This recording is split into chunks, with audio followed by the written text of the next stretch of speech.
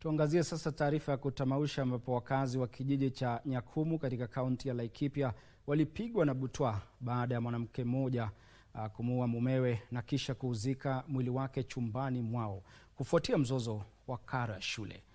Inadaiwa Mercy Wangeshi mwenye umri wa miaka 29, mama watoto watatu, alimvamia Jackson Mungai mwenye umri wa miaka 66 na kifaa butu na kumuua papo hapo.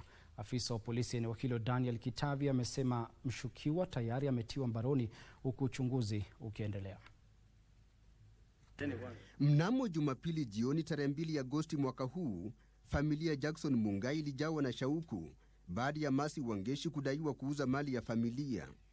Msako ulitekelezwa katika nyumba yao ambapo kaburi la kina kifupi kilipatikana katika chumba cha malazi na polisi wakafahamishwa upesi.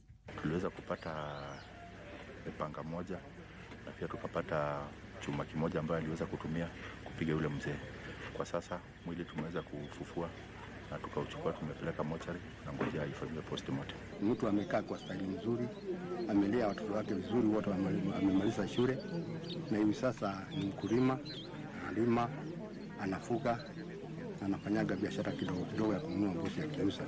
Wangeshi alielezea hali iliyosababisha matukio ya Ijumaa yaliyosababisha kifo cha mumewe. Mshukiwa huyo alikamatwa na kupelekwa katika kituo kidogo cha polisi cha Muramati, huku wakazi waliokuwa na ghadhabu wakitaka kumuua. Watu wa familia hiyo wanasema hawakujua kuwa Wangeshi na Mungai walikuwa wameoana kwa sababu walikuwa wameishi pamoja kwa muda wa takriban miezi miwili pekee. Hata hawajakaa na yeye hata miezi mbili, siku kidogo tu, na ikafika wakati amuue. Sasa vile huwezi jua ni nini hiyo walikosania ambayo iko na uchungu na mwana hiyo mpaka auwe bwana yake. Tilio Marco nikiripotia Darubini.